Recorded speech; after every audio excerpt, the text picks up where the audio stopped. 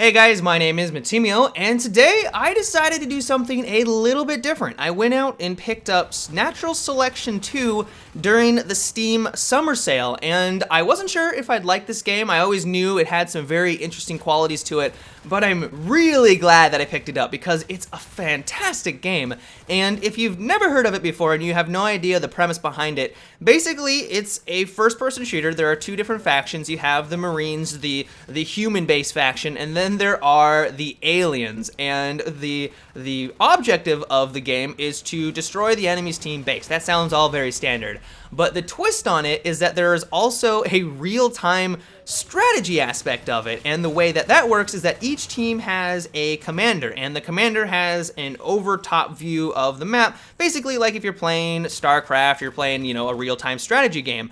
And instead of having workers and things like that to go pick and construct buildings, you actually go and tell your soldiers, real people, to go and construct a resource node, or you go and tell them to construct a sentry. And while you can't force them to do that by any means, more often than not, because this is a very team-oriented game, the Marines and everyone is going to band together and go and help and construct those objects. And so it's a very interesting take on the first-person shooter genre, and it's really, really cool. And what I like about this game so much is that the first time I jumped in, I had the option, of course, to play in the two different factions, and I picked the Marines first. And when you first get in conflict with the enemy, there are creatures. I mean, one of the playable, aliens is called a skulk, and they can run on the walls and on ceilings. And so it creates this very nerve-wracking atmosphere when you're playing as the Marines, because you can get hit from every single direction. They have little tunnels that they can go through. They can go through the vents and stuff like that. And you get into a room, especially the really large rooms where there's a lot of shadows and dark places where they can be hiding. It's kind of scary to walk around in there, and then all of a sudden you'll see like 3 or 4 aliens jump out of nowhere, and it kind of feels like you're in an action alien movie. It was really cool the first time I did it, and even now, since I've played for many hours, it's still a thrill getting into those firefights. You see the skulks and the aliens kind of skittering around on the top of the walls. You see them kind of briefly for a couple of seconds. You know they're around, but you're not exactly sure where they are. It's really, really cool. But what's also refreshing about this game is that it's very team-oriented. If you go into this thinking that you can go Rambo style and you can just take out a shotgun and blast aliens to smithereens, you're in for a rude awakening. And while I first attempted to do that, I come from Battlefield, I think that I can just, kill everyone and that my accuracy is just going to win the day.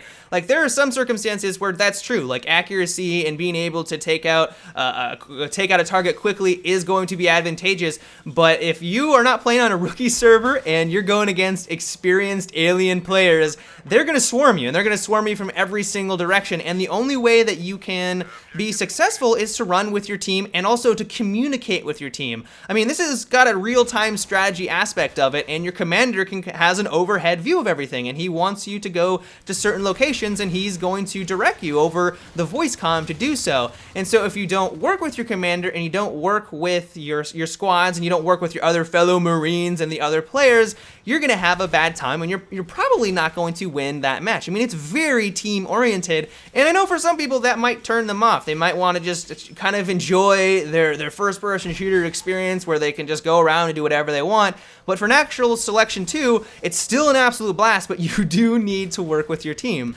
So if this is something that interests you and you would like to try it out, I highly recommend it. It is something out there that you don't really experience for a multiplayer game. Like, I don't think there's any other game out there right now, except for maybe Natural Selection, the original, that has this type of gameplay for a multiplayer. I mean, it's pretty unique in that aspect. And I've only delved into a very small portion of what makes up this game. There are resources that you have to manage. There are different upgrades. You can get shotguns, you can get flamethrowers, you can get into these awesome mech suits. And I haven't even really touched base on the alien factions and all the stuff that they can get into that. But overall, it's a very in-depth, tactical, fun game. And so I highly recommend, if this sounds interesting, that you try it out.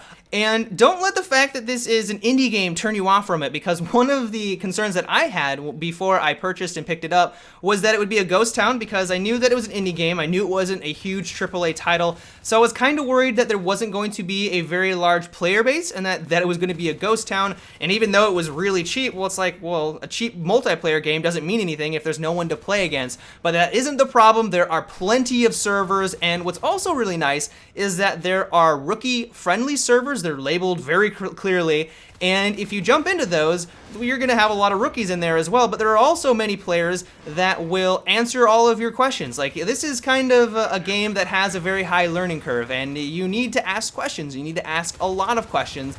And what's great about this game is that the community, from what I've experienced so far, is very helpful. I mean, sure, you'll run into the occasional punk that thinks they're a badass and they can be rude to everyone, but more often than not, everyone was extremely nice. They answered all of my questions. They were all extremely helpful and just allowed me to get into the game, start to learn the game, get through the kind of extended learning curve, and then just enjoy Natural Selection 2 in all of its glory. But that is about it for today's video, guys. I hope you enjoyed. I realize that this isn't Battlefield gameplay, but I kind of just wanted to mix things up a little bit, so I hope you enjoyed. But until tomorrow, guys, have a good one, and take it easy.